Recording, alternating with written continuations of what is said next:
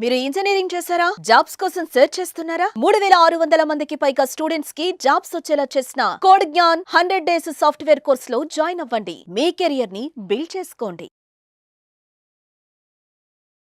నమస్కారం డాక్టర్ శ్రీయాచార్య అనంతకృష్ణ స్వామి గారు. నమస్కారం అండి. సార్, చాలా మంది క్లాసెస్ ఎప్పుడెప్పుడు ఎక్కడెక్కడ ఉండే అవకాశం ఉంటుందని చెప్పేసి అడుగుతున్నారు. సో ఫస్ట్ అది అనుకున్న తర్వాత కంటెంట్లోకి వెళ్దామండి. క్లాసెస్ ఎప్పుడెప్పుడు ఎక్కడెక్కడ ఉండే అవకాశం ఉంటుంది? మనకి 2025 అండి. 2025లో 20 ఏప్రిల్ వచ్చి హైదరాబాద్, 27 ఏప్రిల్ వచ్చి బెంగళూరు అండి, 4 మే వచ్చి తిరుపతి, 11 మే వచ్చి విజయవాడ. ఇవే కూడా మనకి ఇప్పుడు ఈ 6 తారీఖు ఏప్రిల్ వచ్చి మనకి స్పెషల్ క్లాస్ ఉంది. ఇది ఎందుకు చెప్తున్నానంటే, స్పెషల్ క్లాస్ అటెండ్ చేయగలిగితే మీరు మనకి 20, 21, 22 మే గోవా సెషన్ క్లాస్ 3 రోజుల క్లాస్ ఉంది. గోవా క్లాస్. ఈ స్పెషల్ క్లాస్ 6 ఏప్రిల్ కనుక మీరు అటెండ్ చేయగలిగితే మీరు సెషన్ క్లాస్కి అటెండ్ చేయడానికి మీరు అర్హులు అవుతారు. ఎందుకంటే లాస్ట్ టైం కూడా మనం గోవాలో ఎక్సలెంట్ క్లాస్ చెప్పుకున్నాం. ఆ సెషన్ క్లాస్ అనేది అద్భుతమైన క్లాస్. అది ఏంటంటే జీవితంలో మీరు పరిపూర్ణత్వాన్ని సాధించడానికి, ఒక ఉన్నత స్థాయి సాధించడానికి ఖచ్చితంగా మీకు అది దోహదపడుతుంది. మీకే కాదు, మీ తరతరాలకి. అలా మాట కూడా చెప్పాను నేను. దానికి తగ్గట్టుగానే క్లాస్ ఉంటుంది. క్లాస్కి వచ్చిన వాళ్ళు కూడా ఫుల్లీ సాటిస్ఫైడ్. కాబట్టి మళ్ళీ ఈ ఇయర్ మనం 20, 21, 22 మేలో గోవాలో సెషన్ క్లాస్ 3 రోజులు పెడుతున్నాం. వీలైనంత తొందరగా ఎన్రోల్ చేసుకునే ప్రయత్నం చేయండి. Best of luck. నమస్కారం డాక్టర్ శ్రీయాచార్య అనంతకృష్ణ స్వామి గారు. నమస్కారం అండి. కొన్ని క్వశ్చన్స్ ఉన్నాయండి, అవి అడుగుతాను. అందరూ అనుకుంటుంటారంటే కష్టపడి పని చేస్తే ఎంత దూరం ఉన్నా వెళ్ళొచ్చు. ఈవెన్ దాన్ని నేను కూడా బిలీవ్ చేస్తాను. అది పక్కన పెట్టేస్తే అనంతకృష్ణ స్వామి, నాగరాజు కలిసి మనీ మంత్ర అనేటువంటి సబ్జెక్ట్ యూట్యూబ్లోకి తీసుకొచ్చిన తర్వాత ఎలా అయిందంటే ఆలోచన స్థాయి మారిపోయింది.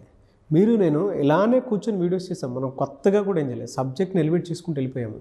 గౌరవ డాక్టరేట్ వరకు డాక్టర్ శ్రీ ఆచార్య అనంతకృష్ణ స్వామి గారు వెళ్ళారు.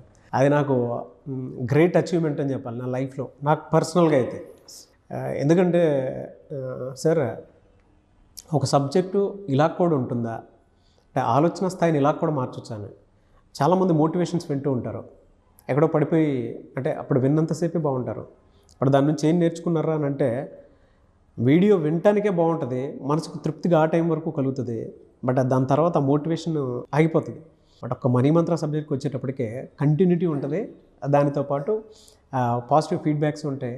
ఎవ్రీ మంత్ నేను ఎంత అచీవ్ చేశానని చెప్పేసి ఫీడ్బ్యాక్ వీడియోస్తో పాటు నేను ఇంత గోల్డ్ కొనుక్కున్నాను, గోసేవ చేస్తున్నాను బయట, దాంతోపాటు నేను కొంతమందికి ఇలా దుప్పట్ల పంచి అనేది అని చెప్పేసి చెప్తూ ఉంటారు. Very happy for you. ఈ సబ్జెక్ట్ని మీరు రీసెర్చ్ చేసేటప్పుడు మీరు ఎలా అసలు థింక్ చేసుకుని ముందుకు తీసుకొస్తున్నారు? ప్రతి వీడియోలో ఓడ్ టు ఓడ్ నేను ఎప్పటికప్పుడు అడిగేదే. అంటే కొన్ని విషయాలు చెప్తే మారని డిఎన్ఏ కూడా ఆటోమేటిక్గా మారిపోతుందేమో, అంటే కొంతమందికి హెరిడేటరీ ఇది అని ఉంటుంది. బట్ ఆలోచన స్థాయిలో ఇలా జస్ట్ టర్న్ అవగానే ఆ హెరిడేటరీ మీనింగ్ కూడా మారిపోయేంత, అంటే ఆ డిఎన్ఏలో చేంజ్ కూడా వచ్చేసేంత ఇదిగా చెప్తూ ఉంటారు సబ్జెక్టు. ఎలా సార్ అదే? కొన్నిసార్లు మీరు చెప్తుంటే నాకే అనిపిస్తుంది, ఒక విషయం ఎంత ఈజీ చేసి పడేశారంటే అని చెప్పేసి. అంటే ఈ సబ్జెక్ట్ అనేది మనము ఎక్కడి నుంచి ఎత్తుకొని తీసుకురాలేదు. మన జీవితంలో కలిగే అనుభవాల నుంచి మనం ఎక్కడెక్కడ పొరపాట్లు చేస్తున్నాం ఒకటి. రెండోది ఏంటంటే, మన సబ్జెక్టులు ఎట్లుంటుందంటే, ఒక ఏదైనా సరే ఒక వ్యసనంగా మార్చుకోవడం, లేదంటే దేనికైనా మనం బానిస అవ్వడం. అంటే ఆలోచన విధానంలో నేను చెప్పేది, మన భౌతికంగా కాదు, ఆలోచన విధానంలో. ఇప్పుడు నేను ఇదే అని నమ్ముతాను అన్నప్పుడు వాడికి ఏం చెప్పలేము మనం. ఇదే అని నమ్ముతాను అన్నప్పుడు వాడికి ఏం చెప్పలేము. ఓకే, కొందరు ఉంటారు ఛాందసవాదులు ఉంటారు, వాళ్ళు ఏదైతే పట్టుకుంటారో అదే కరెక్ట్ అంటారు. ఇక దానికి నువ్వు ఎన్ని చెప్పినా ఇంకా వాడు నువ్వు వినడు.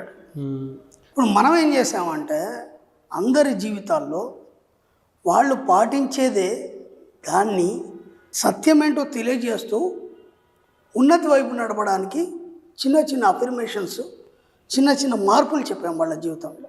అప్పుడు ఒక చిన్న ఎగ్జాంపుల్ చెప్తాను.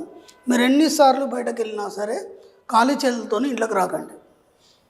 ఏదో ఒక వస్తువు తీసుకొని రండి, దానివల్ల మీ ఇంట్లో సమృద్ధి తోడవుతుందని ఒక చిట్టి తంత్రం చెప్పుకున్నాం మనం ఎప్పుడో. అవును, మీకు తెలీదు. నా క్లాస్కి వచ్చిన వాళ్ళు మ్యాక్సిమం కొత్త వాళ్ళు కదా, ఈ తంత్రం ఎవరు చేస్తున్నారంటే అందరి చేతులు లేపుతారు. ఇంతకుముందు అది చేయనప్పుడు ఇప్పుడు పరిస్థితి ఎలా ఉంది అన్నప్పుడు బ్రహ్మాండంగా ఉందండి. చాలా మార్పు వచ్చింది జీవితంలో, చాలా అంటే చాలా. అంటే ఎప్పుడు ఇంట్లో అన్ని స్టాక్ ఉంటాయి, ఎప్పుడు కూడా ఇది ఖాళీ ఉండదు, అంత సమృద్ధి అనేది తోడవుతుంది. విచిత్రమైంది, ఇక్కడ ఈ యొక్క చిన్న పదానికి మీరు చేసే ప్రక్రియకి మతంతో సంబంధం లేదు, మతంతో సంబంధం, దేవుడితోని సంబంధం లేదు. ఓకే, ఒక జాతితోని సంబంధం లేదు. నువ్వు మానవుడైతే చేస్తే సరిపోతుంది. దాంతోపాటు దీంట్లో కష్టము లేదు. ఇప్పుడు దానికోసం ఏదో చేయాలి, సాధన చేయాలి, గంటలు గంటలు కూర్చోవాలి, లేదంటే నేను దాని మీదే కూర్చోవాలి, పరిశోధన చేయాలి, అట్లాంటిది ఏం లేదు. సింపుల్గా బయటకు వెళ్ళి మీరు ఎన్నిసార్లు ఇంటికి వచ్చినా, మీరు బయటకు వెళ్ళారు ఏదో పని మీద, పిల్లలు కానీ, తల్లి కానీ, మా భర్త కానీ, ఇంట్లోకి వచ్చేప్పుడు ఒక వస్తువు తీసుకొని మనం, దాంట్లో తప్పేముంది? అది చాలా సులభంగా ఉంది కదా. అలా ఏం చేసామంటే వాళ్ళ జీవితాల్లో చిన్న చిన్న పదాలు, నేను ఖర్చు పెట్టిన ప్రతి రూపాయి నాకు 1000 రెట్లు వెనక్కి తిరిగి వస్తున్నందుకు విశ్వానికి కృతజ్ఞత, ఒక కృతజ్ఞత తెలుపుకోవడం తప్పేముంది? దాంట్లో ఖర్చు ఏం లేదు.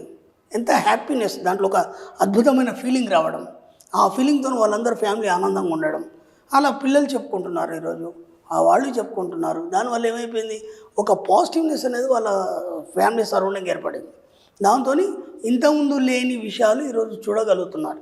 గొప్ప గొప్ప విషయాలు వాళ్ళు అనుభవించేటి అన్నీ కూడా ఎప్పుడైతే కోరికలు అలాగే స్తబ్దం అయిపోయినాయో అవన్నీ కూడా ఇవాళని తీర్చుకోగలుగుతున్నారు.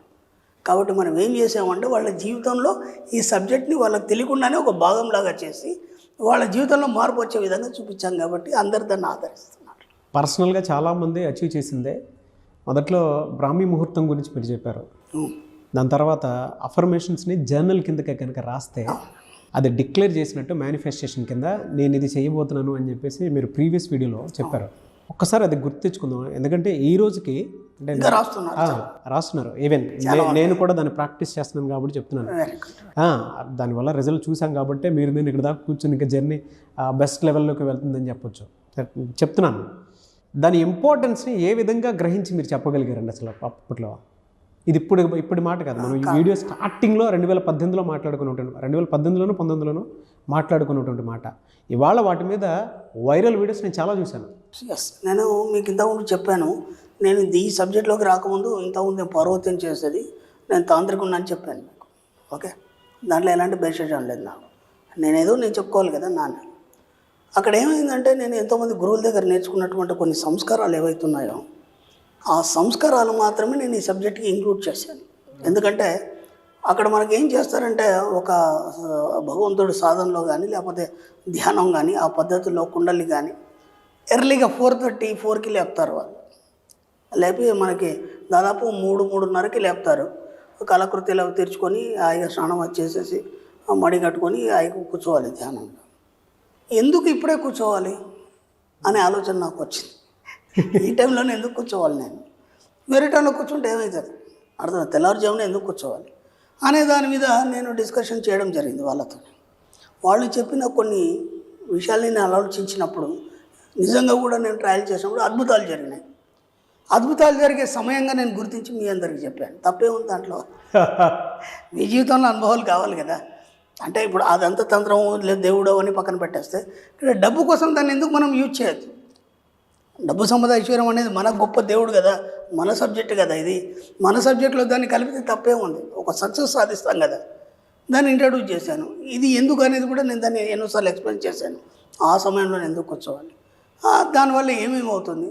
చాలామంది ట్రయల్ చేశారు, మంచి సక్సెస్ సాధించారు కదా, తప్పే ఉంది ఒక మంచి విషయం చెప్పడంలో. అక్కడి నుంచి గ్రహించడం జరిగింది. నాకు చిన్నప్పటి నుంచి నా మనస్తత్వం ఏంటంటే సార్, ఏదైనా ఒక విషయాన్ని తీసుకున్నప్పుడు చాలా లోతుకు వెళ్ళడం, ఓకే, దాన్ని మొత్తం అంత చూసేదాకా నేను నిద్రపోన్నాను. అది ఎంతవరకు కరెక్ట్ అనే విషయంలో మీరు ఎంత ఫోకస్డ్గా అర్లీ మార్నింగ్ అలా చేసుంటే అంత అనర్గళంగా వస్తుందండి. అంటే మా మైండ్లో ఏం జరుగుతుంది నాకు అదే అనిపిస్తుంది. ఒక్కొక్కసారి మీరు మాట్లాడేటప్పుడు ఆ కంటెంట్ అసలు మన ముందు ఏదో అన్కాన్షియస్లో ఉండి మాట్లాడుతున్నట్టు అనిపిస్తుంది. ఎందుకంటే మనం టేకులు తీసుకోము, అనర్గళంగా మాట్లాడేస్తారు. మన బయట చాలామందికి తెలియదు. మీరు షూట్లో కూర్చొని షూట్ అయిపోయిన తర్వాత మీ పని మీదే నా పని నాది. అసలు సబ్జెక్ట్ డిస్కషన్ కూడా ఏమి ఉండదు. జస్ట్ కూర్చుంటాము, ఆన్ స్క్రీన్ సబ్జెక్ట్ డిస్కస్ చేసుకుంటాం, మన పని మేము చేసుకుంటూ వెళ్ళిపోతాం. అంత అనర్గళంగా ఎలా వచ్చేస్తుంది?